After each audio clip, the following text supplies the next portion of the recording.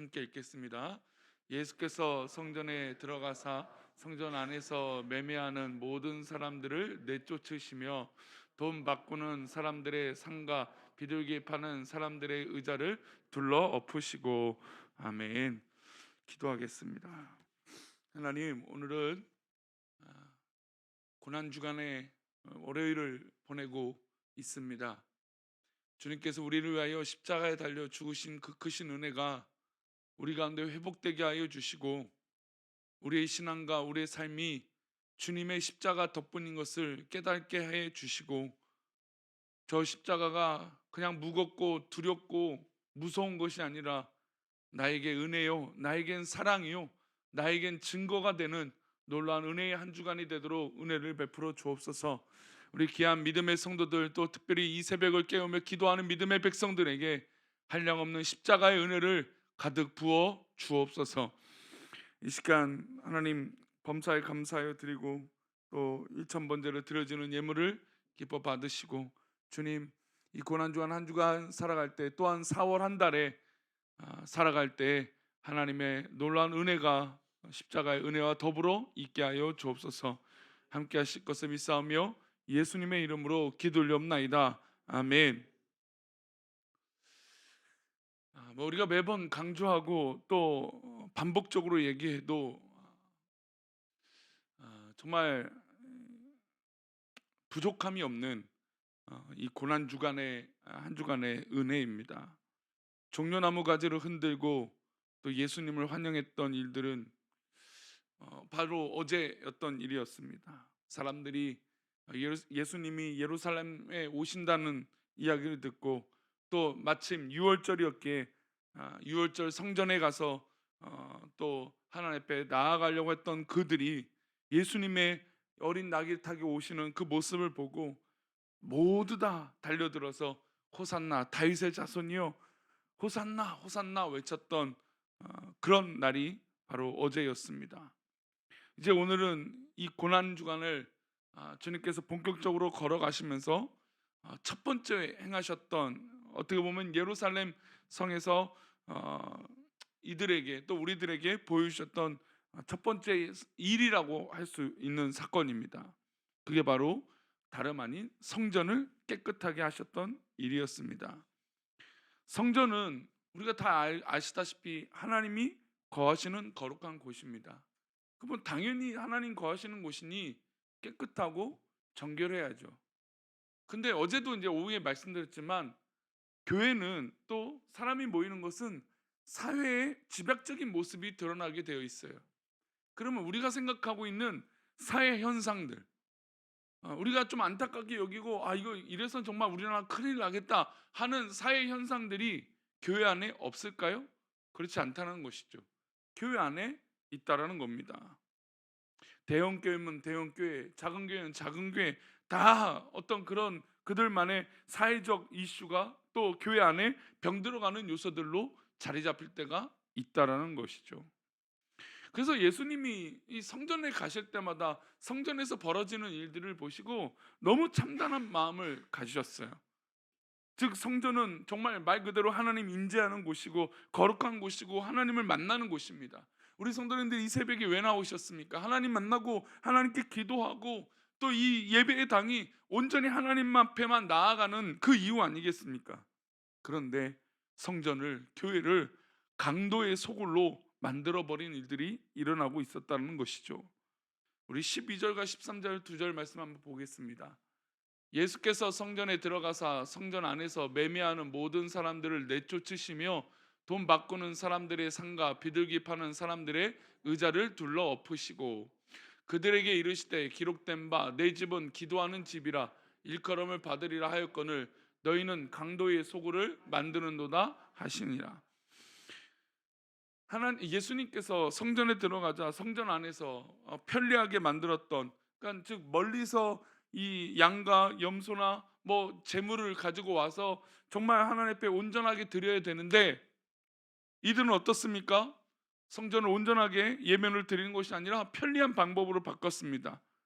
그리고 성전에 와서 돈을 주면 양으로, 뭐 때로는 짐승으로 바꿔주기도 하고 때로는 그 반대이기도 했습니다. 이런 일들이 성전에서 자행됐습니다. 왜요? 사람들의 편리예요. 그러니까 가만히 보면 우리 사람 사는 게 편리해졌어요. 그렇죠? 많은 부분이 편리해집니다. 계속해서 더 편리해지겠죠. 그러나 그 편리라고 하는 것이 정말 하나님 앞에 본질적인 것들이 편리라고 하는 이유로 변질되어서는 안 될 줄 믿습니다. 때로는 예배를 드리는 것은 우리에게 불편한 거예요. 때로는 예배를 드리는 것은 정말 어떻게 보면 하나님 앞에 불편함을 감수하고 정말 더 어떻게 하면 하나님 앞에 바로 설 수 있을까, 내 몸을 치고 내 몸을 바로 잡고 내 몸을 하나님 앞에 온전히 드리는 준비가 필요한 것이 바로 예배라는 것이죠.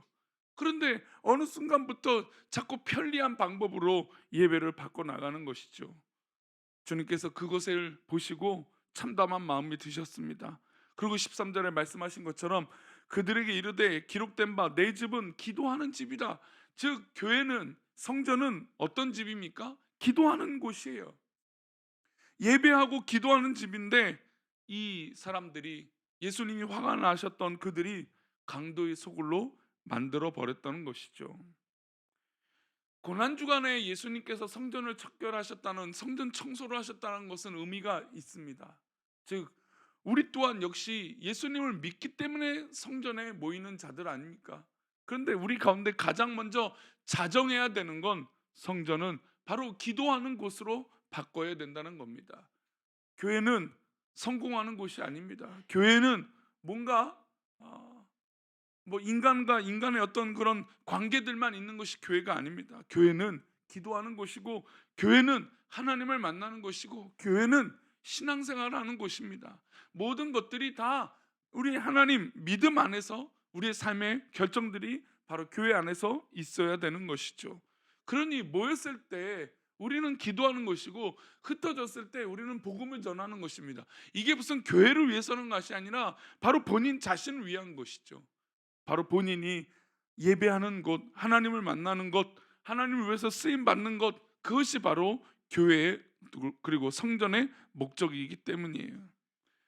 강도라고 하는 단어는 여기서 헬라어로 레스테스라고 하는 단어입니다. 예수님과 십자가에 달린 강도들이며 선한 사마리아 비유에 등장하는 악한 강도들이 바로 이 강도입니다. 남의 것을 탈취하고 빼앗아가고 생명을 해친 악한 자들, 바로 그런 악한 자들을 향하여 성전에서 이렇게 매매하고 성전을 더럽히는 자들을 바로 주님께서는 강도, 즉 십자가에 옆에 달려있던 그 강도들, 그리고 사마리아인을 죽이려고 물건들을 빼앗았던 그 강도들, 그 강도와 똑같은 말씀으로 이들을 평가하셨던 겁니다. 죄를 사함받고 용서받아야 할 거룩한 성전에 죄를 짓고 악을 행하는 그런 장소가 되어버린 것이죠. 어떻게 보면 그들은 화려한 제사도 있었습니다. 뭐 거룩하게 하는 척하는 그런 제물도 있었습니다. 그러나 주님 보시기에 그들은 강도였습니다. 즉 교회의 본질을 깨뜨리고 교회의 본연의 모습을 멀리하는 것은 마치 주님 앞에 강도의 짓을 하고 있는 것과 같다라는 것을 잊지 말아야 됩니다. 고난 주간에, 우리 주님이 십자가에 달려가신 이 고난 주간에 우리는 더욱더 성전과 예배하는 것과 내가 예배 드리는 것이 얼마나 주님 앞에 기도하고 있는 모습인지 돌아봐야 될 줄 믿습니다. 형식은 있으나 믿음이 없으면 안 됩니다. 형식은 있으나 사랑이 없으면 안 됩니다. 바로 거짓인 것이죠. 그래서 다윗은 일찍이 하나님 앞에서 죄를 지음으로 벌을 받은, 그리고 벌을 받고 나서 하나님이 원하시는 것이 무엇인지 깨달았습니다. 시편 51편 17절입니다. 함께 읽겠습니다. 하나님께서 구하시는 제사는 상한 심령이라. 하나님이여 상하고 통회하는 마음을 주께서 멸시하지 아니하리라. 시편 51편은 우리가 아시다시피 바세바가 우리아의 아내 바세바를 우리 아내였던 이 바세바를 다윗이 취하고 또 정말 통한의 범죄를 저질렀던 모습을 가지고 이 나단 선지자가 와서 당신이 그라라고, 그렇게 잘못된 사람이 당신이다라고 하는 이 지적을 받고 통회하고 회개했던, 그리고 회개하며 썼던 찬양의 시가 바로 시편 51편입니다. 근데 이가 주님 앞에, 하나님 앞에 바로 서는 것, 그리고 하나님께서 바라시는 이 제사는 어떤 제사냐, 바라시는 예배가 어떤 것이냐, 바로 우리가 상한 심령이 되어져야 된다는 것이죠. 다윗이 회개 전에 하나님께 제사를 드리지 않았을까요? 왕이니까 늘 제사를 드려야 됩니다. 성전에 한 번도 안 갔을까요? 아니요, 늘 성전에 갔습니다. 그는 분명히 이 왕으로서 제의의 책임을 의무를 했기 때문에 이 시를 쓰기 전에도 분명히 예배당에 갔었을 겁니다. 그런데 그는 뭘 하지 않았습니까? 회개하지 않았던 것이죠. 즉 거짓된 제사, 거짓된 삶을 계속 살아왔던 것입니다. 그리고 나단 선지자를 통해서 책망을 받고 나서 주님께서 진정으로 원하시는 것, 하나님께서 그 상한 심령을 원하신다는 것을 깨달았습니다. 상한 심령은 다른 것이 아닙니다. 자신의 죄를 알고 하나님 앞에 긍휼을 여기는 겁니다. 지금 우리 한국 사회에 가장 필요한 건 이겁니다. 여기서 어떤 지적을 받았을 때 기분 나빠 아니할 분들이 어디 있겠습니까? 저도 포함해서 잘못이 있어요 라고 말하면 어느 누구도 기분 좋아할 사람이 없습니다. 그런데 이게 우리의 문제라는 겁니다.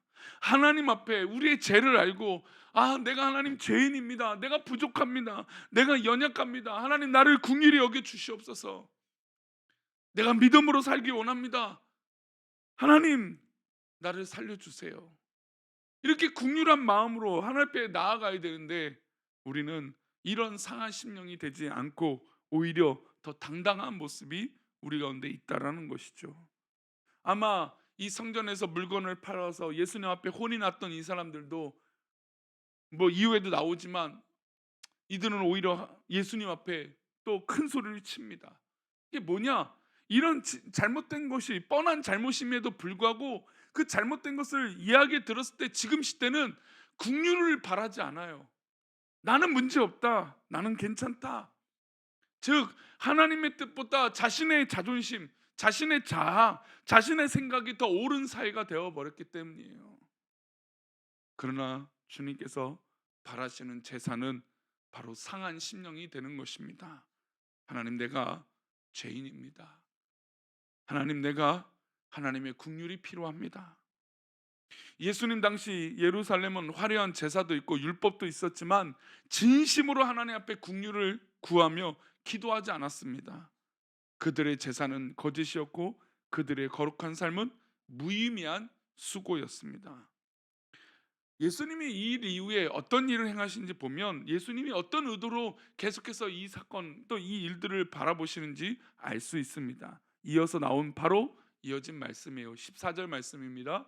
맹인과 전원자들이 성전에서 예수께 나오매 고쳐주시니, 바로 성전에서 예수님은 그 성전을 더럽힌 사람들을 청결케 하시고 청소하시고 나서 이 성전에 나온 맹인과 또 다리를 저는 사람들과 또 정말 이 상한 심령들을 어떻게 하십니까? 고쳐주시는 거예요. 예수님은 성전의 의미를 바로 세우시기 원하셨다는 겁니다. 예수님은 이 새벽에도 우리 성도님들을 만나서 고쳐주시기 원하시는 분인 줄 믿습니다. 그러니 우리가 성전의 목적이 다른 게 아니라 기도하는 거예요. 하나님을 만나는 것이고 저 십자가를 지는 거예요. 이게 진짜거든요. 그래, 이거를 해야, 이것으로 나아가야 우리 고쳐주시는 주님을 만나는 것 아니겠습니까? 우리가 신앙생활 10년, 20년, 30년, 40년, 50년 신앙생활을 하면서 오히려 이 성전에서 다른 의미가 있다면 우리는 정말로 우리 자신을 돌아봐야 될 것입니다.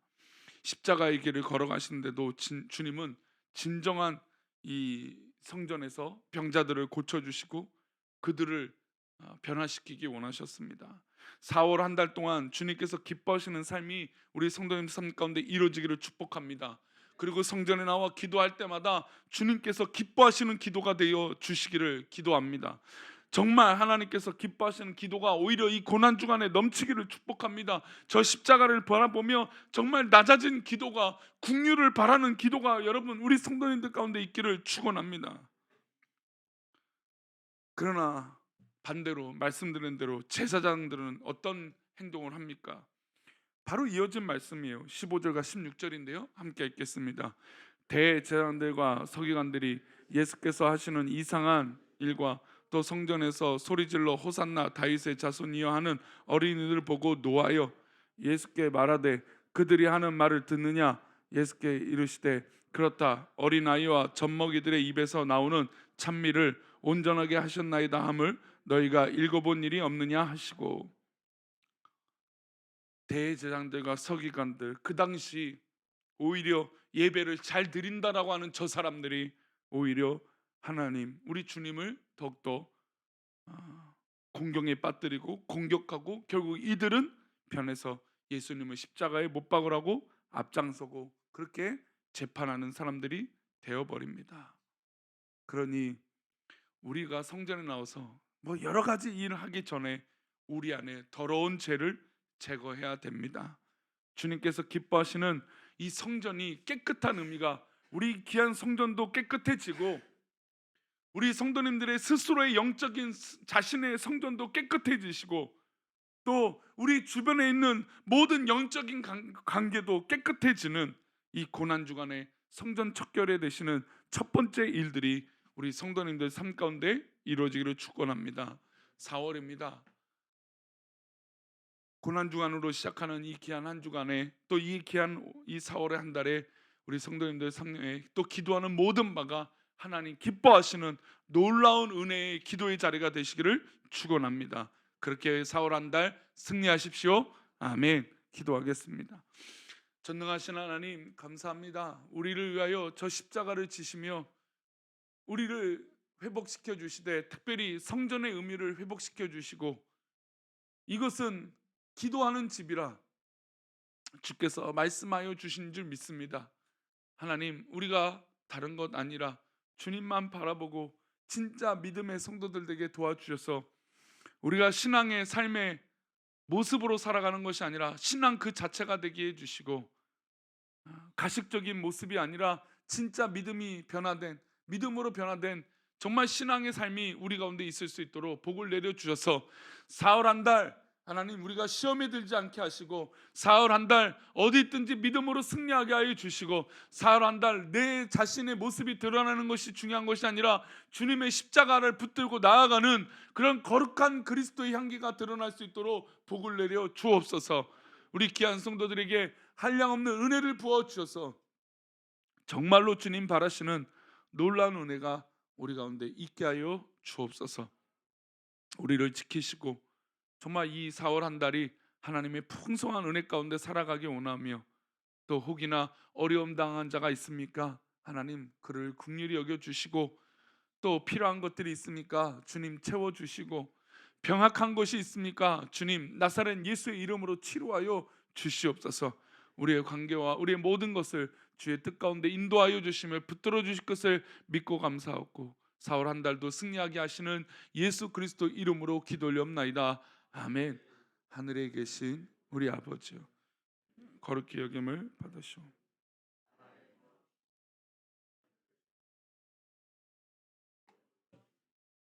오늘날 우리에게 일용할 양식을 주옵시고, 우리가 우리에게 죄 지은 자를 사하여 준 것 같이 우리 죄를 사하여 주옵시고, 우리를 시험에 들게 하지 마옵시고 다만 악에서 구하옵소서.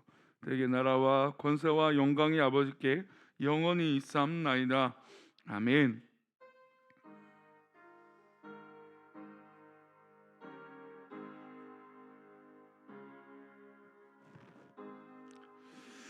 고난주간입니다. 진심으로 우리 성도님들 기도하는 모든 것 하나하나가 주님의 뜻 가운데 승리하시고, 오늘 말씀을 기억하시면서 성전을 깨끗하게 하셨던 그 의미가 우리 성도들 삶에서도 성전이 거룩하게 깨끗해지는 놀라운 은혜가 있기를 축원합니다.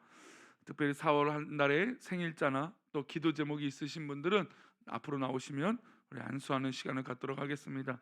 우리 기도하시다가 간절히 기도하시다가 우리 성도님 삶이 더 풍성한 4월 한 달 되시기를 축원합니다. 기도하겠습니다.